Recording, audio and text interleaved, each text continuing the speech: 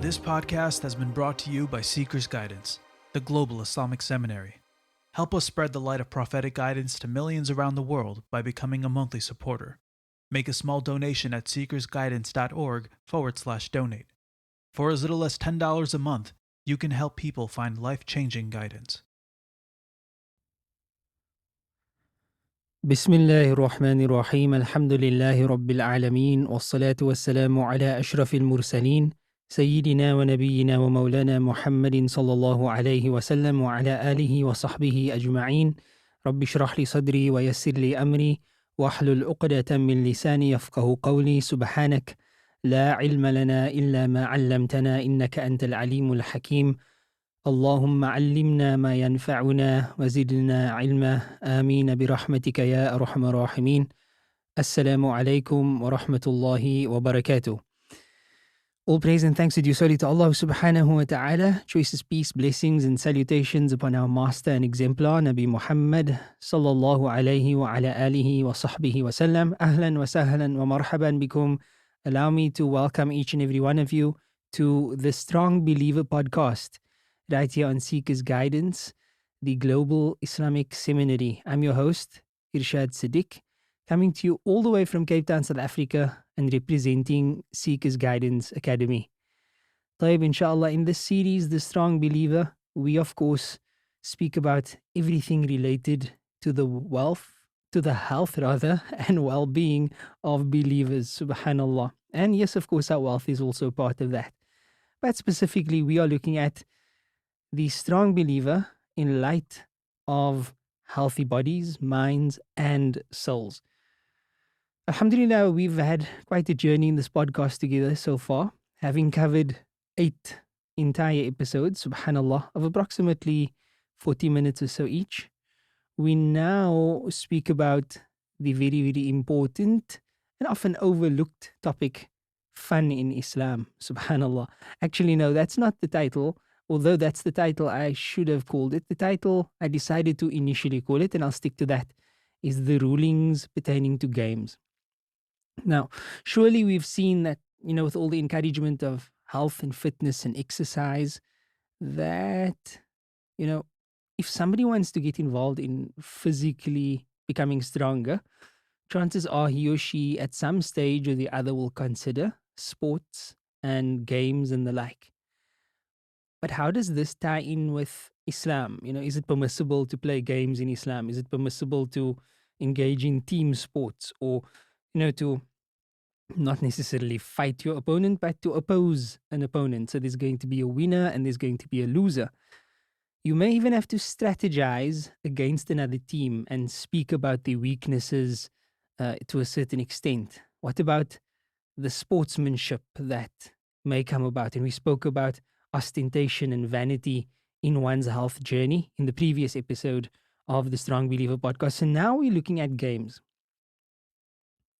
competition, and how does this tie in with our duty to Allah subhanahu wa ta'ala and maintaining that very important relationship with our Creator Azza wa Jal, right? This is, I think, a very good way for me to then say, well, doesn't this discussion basically just cover fun in Islam? And I actually gave a Jumu'ah talk, a Jumu'ah khutbah, pre-khutbah talk rather, on this very topic, how to have fun in Islam. Why? Because, while we always, not always, but we often speak about those things that are haram, that are unlawful, we often speak about the warnings that Allah gives us. We often speak about the severe nature of all the evil things that we do on a daily basis. But we don't often get the chance to then say, did you know that Allah made this particular thing halal, or that having this fun is halal, or that you can actually do that thing? So we don't find the opportunities often. And we should not just restrict, because Allah's deen is not just about restricting. It's also about restricting the unlawful and therefore harmful things, and then opening up the pathway to the lawful and therefore blessed things. For example, Allah created us. He knows better than we do that we have desire, right? But instead of just allowing us to fulfill that physical desire in any way, like animals do, rather Allah subhanahu wa ta'ala gave us in sacred law restrictions. So He prohibited zina in all of its forms and anything related to it. And He then opened up the way for nikah. And nikah is the only halal option in Islam for us to fulfill our physical desires. So Allah doesn't only restrict things, He also guides us to the right way. So I thought, how about a khutbah wherein we actually speak about how people can have fun in Islam? We speak about, are games permissible, and then which games would be permissible, and what are the laws and regulations about that. And that's basically what I thought about covering in this podcast episode as well. How to understand games, the rulings on games, and essentially how to have fun in Islam. So with that, I'm actually giving kind of a fiqh lesson, but it's always a challenge when doing this type of platform, podcasting, and having to do something as formal as Islamic law. So say I had a podcast on sports and recreation, and then that's, very easy. But now it's not just sports and recreation and health and nutrition and fitness. It's that in light of Islam. So I have to tread this path of being formal in the one sense, and then also being relaxed and less formal, even informal in the other sense, because a podcast platform essentially is something that you chill with. You place your headphones on, or your earpods in, or your Bluetooth speakers, or whatever the case may be, and you relax and you listen to some content that is of benefit. And instead of listening to just any random content, you chose to listen to the Strong Believer podcast. So you want to listen to a podcast, but you also want to gain some soul food. So that's the challenge. And you can perhaps let me know if I'm doing a good job or not at striking that balance, and Allah knows best. So this is a fiqh lesson, and it's not a fiqh lesson. It's a fiqh lesson because of its content, and it's obviously not a fiqh lesson because of the platform. And Allah knows best, right? The chapter in fiqh is called Al-Musabaqah.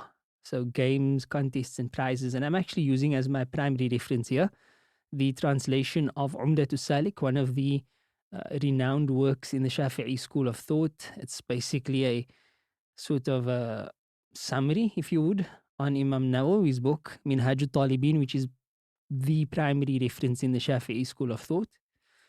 And this particular book, I have the good fortune to teach on Seekers Guidance Academy as of the upcoming term or semester. So look out for that. And if you are interested in starting your journey of sacred knowledge, especially sacred law, then I highly recommend that you consider taking that course bi'idhnillahi ta'ala. Furthermore, I'll be using the translation of this particular text for the sake of this podcast, and that was done by the amazing pious servant of Allah subhanahu wa ta'ala, Shaykh Nuh Hamim Kela, a sterling light of guidance in this ummah. May Allah subhanahu wa ta'ala grant him a long life, and may we benefit and continue to benefit from him as I have already been benefiting from him and many of our teachers here at Seekers Guidance and abroad. Subhanallah, may Allah reward this Shaykh. This book is exceptional, Reliance of the Traveler. If you don't have a copy of it, I highly recommend it. In fact, highly recommend it. It doesn't really portray how much I recommend that you have this book as a reference in your home. It's not a reader that you would read from cover to cover. It is a book of law. So it's more as a reference or as a textbook. And that would be ideal if you could actually study this particular book with a teacher. And of course, inshallah ta'ala, if you so choose, I'll be available for this on the Seekers Guidance platform as of the coming semester, bi'idhnillah. So do keep me in your du'as. So what can we learn about games, contests, and prizes? The first thing we learn is that Allah Azza wa Jal actually refers to this in the Quran.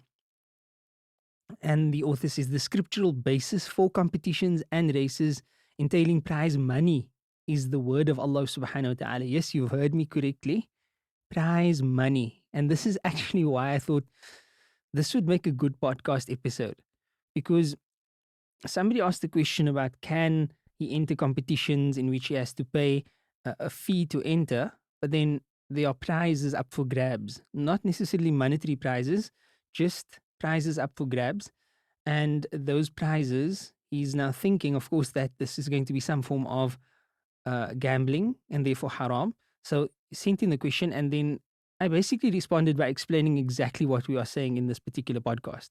And that's on the Seekers Answers service. In case you have any questions, you can just forward it to us over there, inshallah ta'ala. So in the Quran, chapter number 8, verse number 60, Allah subhanahu wa ta'ala says, and make ready against them whatever force and lines of horses you can, right? Force. And in the Arabic that we read, وَأَعِدُّوا لَهُمْ مَا اسْتَطَعْتُم مِّن قُوَّةٍ وَمِن رِّبَاطِ الْخَيْلِ. Surah Al-Anfal, verse number 60. Muslim relates from Uqba ibn Amir that the Prophet ﷺ said about that verse that force means marksmanship, right? Al-quwwatu arami. Al-quwwatu arami. Al-quwwatu arami. He repeated this 3 times. Force means marksmanship. So force, of course, is the word in the verse, and marksmanship is the skill of hitting a target, essentially. The skill of hitting a target. So this led the scholars, of course, to explore exactly what type of hitting the target would be considered marksmanship, as this verse is referring to, and as Rasulullah sallallahu alaihi wasallam referred to. Now, this is where it gets very interesting, because we are actually speaking about races for prize money, right? So at the outset, this looks as haram as khinzir, right? Because we're speaking about something that we think is exactly gambling, races for prize money. And you would never expect that our sacred law actually has this chapter in it about how a race can actually have prize money for the winner, right? So let's see the details. Races with prize money for the winner are permissible between horses. So we have horse racing and then, getting money for that. Horses, mules, donkeys, camels, or elephants. Okay. Now, Allah subhanahu wa ta'ala is so amazing. Let's just, I'm kind of so excited just to relate this information. When I studied it for the first time, I was blown away that this is actually within our sacred law, races for prize money. So provided that the animals are competing, that they are of the same species, right? So you can't have an elephant against a horse, for example. Okay, fair enough. And then it is not permissible to have a race between a camel and a horse. Okay, I made that example. It is a necessary condition for such a race that the participants know which animals will be ridden, the amount of the prize, and the distance to be run. The prize money may be put up by both contestants. So assuming there's 2, so the prize money can be put up by both contestants, or only one of the 2 contestants, or by a third party. If the prize money is put up by either contestant or by a third party, then the race is unconditionally permissible, and the winner takes all, regardless whether he was the one who put up the money or whether it was the other person. So who put up the money doesn't matter then. But if the prize money is put up by both contestants and there's only 2 people in the race, then it is a necessary condition that a third rider enter the contest with a mount equal to theirs, meaning in terms of speed, stamina, and so forth, who puts up no money. So basically, it cannot be a case of everybody who's racing puts up money and only they are racing, because then essentially it becomes gambling. But the moment you have one rider who doesn't contribute anything but races, then that now makes it permissible, right? So that's pretty clear. But what's amazing is that this actually exists. And subhanAllah, it carries on, right? So that makes it permissible when you have a rider who did not put up any money, okay? طيب. If all three put up the money, so now you have 3 riders and 3 of them put up money, then it is necessary for there to be a 4th rider who does not put up money, and so on and so forth. And similarly, now it gets even more interesting, right? Bets from one side alone, such as saying, I will give you $10, $10 10 rupees, 10 pounds, 10 rands, I don't know, 10 dinars. I will give you 10 dinars if what you have said proves to be correct, right? You say this to somebody. Look here, you said that, I'm making an example. So, brother, you told me that the bank opens up at, I don't know, 7 a.m. Okay. And if you are correct, I'm going to give you 10 dinars. That's lawful. Subhanallah. I think all of us would have said, at least if you haven't heard about this or read this before, you would have probably said completely haram, completely unlawful. But the factor that makes it lawful is that it's only coming from one party. So he's not saying, can we make a bet? Okay. I say it opens up at 7 and you say it opens up at 8, and the person who's correct will get the money. That's haram. That's gambling.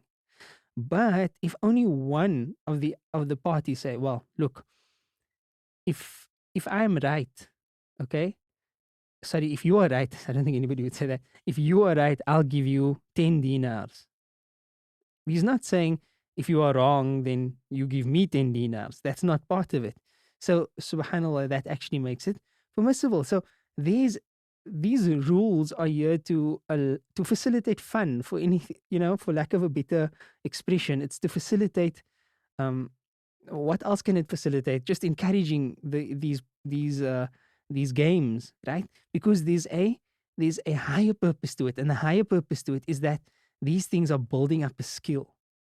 So if it's permissible to play games in which we build up skills, then subhanallah, exercise in and of itself, without even looking at the game, like soccer or a sport or any type of activity that's called a game, if you just look at the exercise aspect, then exercise in and of itself is an overriding skill. It's a skill that precedes every other skill, combat skill, marksmanship skill. If you don't have the fitness, then you cannot proceed with marksmanship. You cannot, be good at combat sports.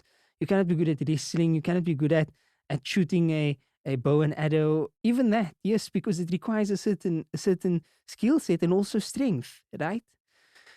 So Allah knows best, but I really believe that the fitness dimension is definitely part of that. So that in and of itself is fine. And then a game that involves absolutely no physical skill set, but rather an intellectual skill set and maybe a skill set of the fingers, such as computer games and video games and so on, are they permissible? So they fall into the same bracket, really. Some scholars would differ about this, but they fall into that bracket of being permissible as long as they are permissible in their contents, and that the person does not, waste time or become neglectful of his or her duties to Allah subhanahu wa ta'ala. Those games would still be permissible. Why? Because it's a permissible pastime. Nothing haram is being done therein. And if it's a skill set, then it's sharpening the mind, which is why some scholars permitted the playing of chess. So that's closest to the video games and the computer games and the like. But back to this, right? We've just learned, I hope this is really hitting home, that we've just learned Islam has rules for how we can have, for lack of a better term, permissible gambling. I remember when I first learned about this, my ustad said specifically, he said, I'm going to teach you today about permissible gambling, and we all got the shock of our lives. But that is in fact permissible. It's also permissible to compete for prize money in competitions of skill at archery, spear throwing, or other military weaponry when the prize is put up by both contestants, by either one or a third party. Though if put up by both, then it's a necessary condition that the third one enter the contest and participate, but without putting up any money, as with the previous example. It's a necessary condition for the validity of such a competition that the following details be specified before the contest: who will be shooting, the number of shots per bout, how many shots are needed to win, the criterion for a hit.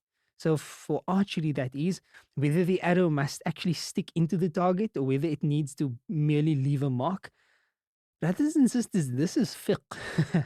The detail of a competition is laid out in our classical Islamic tradition, sacred law. This is not some modern text that was written yesterday. This is classical Islamic fiqh. The distance to the target must be known. The right to begin, like who's going to go first, of the contestants, that too must be known. It's not permissible to conduct contests for prize money that involve birds, foot racing, or wrestling, which is very interesting, right? So listen again. According to classic sacred law, Shafi'i fiqh specifically, it's not permissible to conduct contests for prize money that involve birds, foot racing, or wrestling, since they are not military weaponry or equipment. Now, I prepared for this like a podcast. So I'm specifically not going to deal with it like a faqih would deal with it. I'm not going to now speak about the sharh of this or the differences of opinion between the madhahib or even within this madhab. I'm not going to address the contemporary situations of racing and so forth, and whether this is included there, because this is essentially a fiqh issue. And if we deal with it as a fiqh issue, then bismillah. But right now, as a podcast, the point of this discussion is that we are getting an insight into how well-rounded Islam is and why these things have been made permissible as a form of encouraging us to take that step and make our health journeys fun, right? We could have these type of competitions, we could have prizes, we could be as creative as we want to be. With these few restrictions, we could essentially become healthy and strong believers. We don't only have to be doing dhikr in the masjid and reading qira'ah every day, all day long. The Prophet ﷺ had a very amazing, well-balanced life. And by focusing on all of the maqasidu sharia, all of the objectives of sacred law, which is a topic for another time, we can actually develop well-rounded lives bi'idhnillahi ta'ala, and Allah knows best. So this extra bit here, inshallah, if this concerns you, I would suggest simply let's study it further in fiqh. But now, as for games, this is of course the most direct one that would affect, I believe, most people who are going to be, really asking questions these days about games and competitions.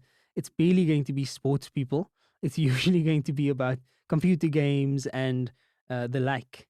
So as for games, every game played by two or more people that relies on luck, conjecture, and guessing is unlawful, no matter whether money is stipulated or not. So that's pretty straightforward. Now, let's be clear. Guessing doesn't mean guessing the answers to questions. Guessing is like pure chance. Luck is the luck of the draw. There's no skill involved. There's no effort involved and so forth. It's that type of game.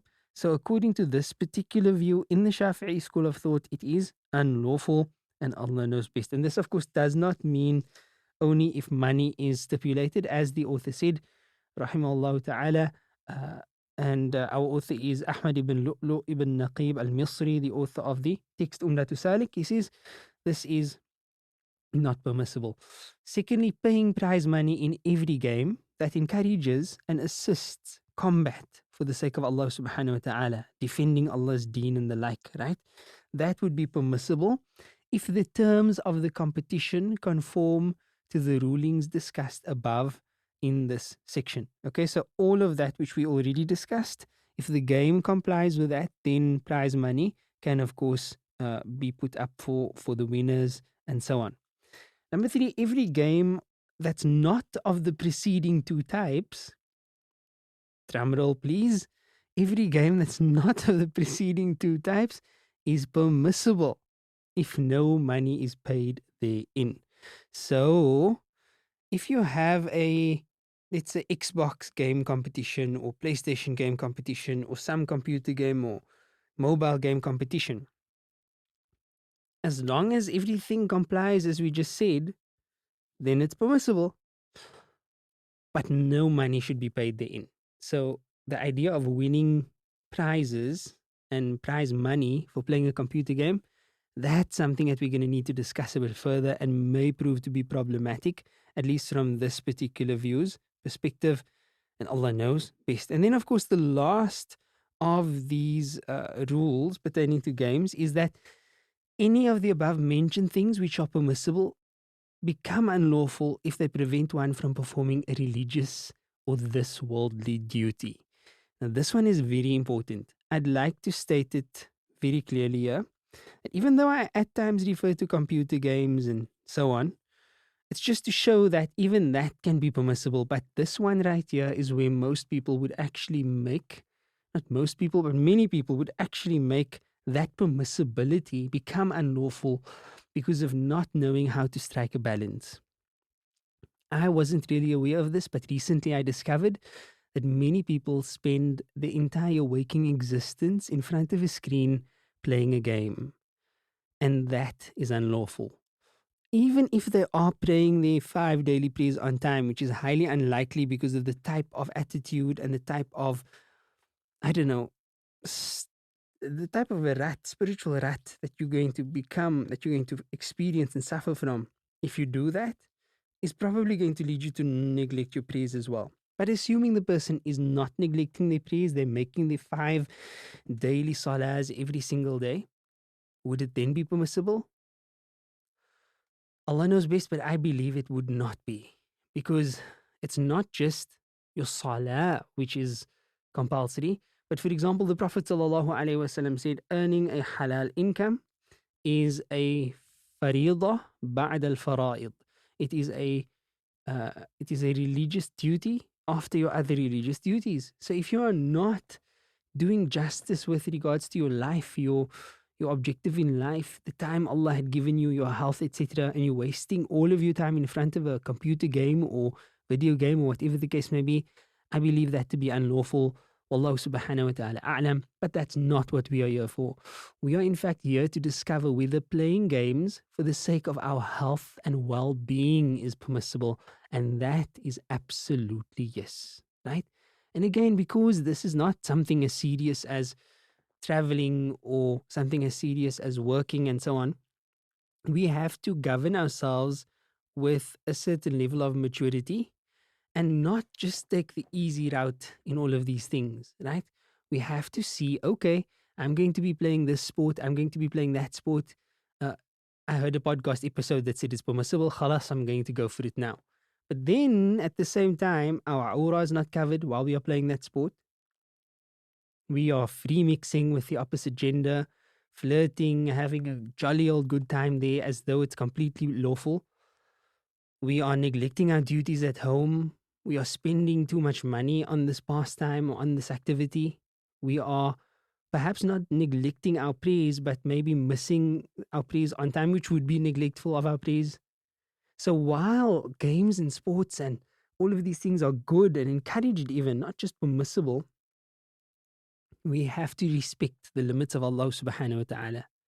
There is no point in having a super healthy body and a rotten soul because we are actually disobeying Allah every time we play the game.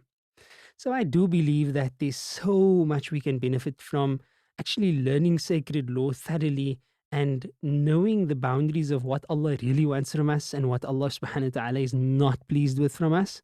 I think it's absolutely important that we understand the type of balanced approach to life that the Prophet ﷺ taught, that he was not just in the masjid, he was not only making dhikr, he was not only reading Quran, that we understand that balance is not just about ibadah, but that balance is also about the other dimensions of life.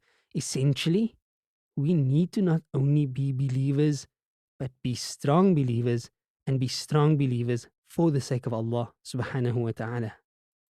And I believe that this message could possibly, and Allah knows best, Allah really, really knows best. If we were to spread this message to all Muslims, it could possibly change the state of affairs of the Ummah. Why do I say this?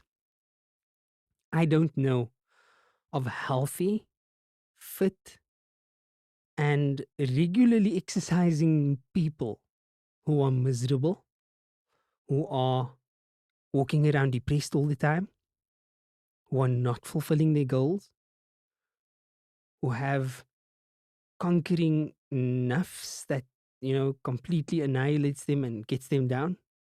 Those things usually don't happen with healthy, strong believers. Wallahi, I'm not saying that there's a hadith or there's an ayah that says if you exercise, you'll be free of all of those things. I'm saying from experience and from learning theoretically as well as practically, exercise has a huge role. Being healthy and strong has a huge role in terms of our emotional and psychological well-beings. I would even go as far as saying our spiritual well-being, but that depends upon the balance, right? The proverbial balance that must be struck by the person on this journey.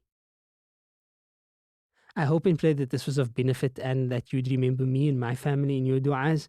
As we end of the year 2021, the Gregorian year at least, there's so much to reflect on. There's so much to be grateful for. There's so much to look forward to. And of course, there's still this looming thing over our heads that's sort of throwing the world into disarray, throwing a spanner in the works, this COVID thing, which is again, showing its ugly head. May Allah subhanahu wa ta'ala protect us from it and remove this trial and tribulation that has taken so many lives and has really given us a new sense of appreciation for our wealth. Sorry, I did it again. I did it at the beginning and now I'm doing it at the end. For our health and well-being, subhanallah. And I hope people are not going to start saying, that sheikh there from that podcast, he's just thinking about money, because instead of health, he says wealth. And that's a genuine slip of the tongue. And subhanallah, I really hope and pray that we can come out of this thing stronger, right? And that we have realized how much more we need to do to show gratitude for our health. Jazakumullah khairan for joining us. Until next time, inshallah.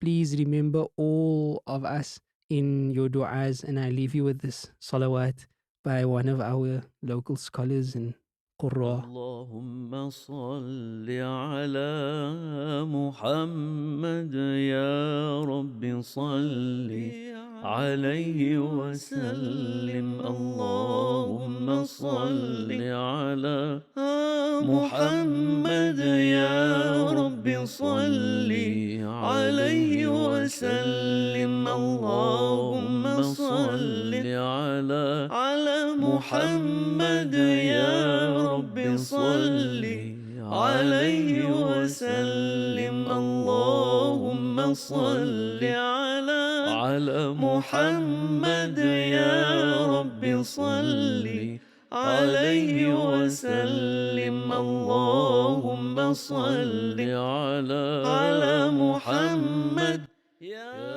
That was Shaykh Ismail Lont.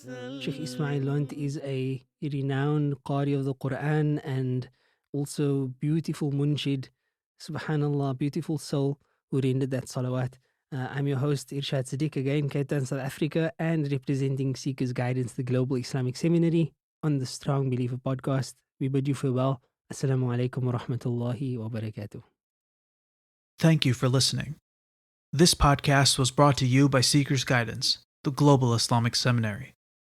Visit seekersguidance.org to access reliable Islamic knowledge taught by qualified teachers. We offer a wide range of courses, podcasts, articles, and a world-class answer service. Support us in spreading free, reliable Islamic knowledge to millions around the world by becoming a monthly supporter. Visit seekersguidance.org/donate and make a small monthly commitment today.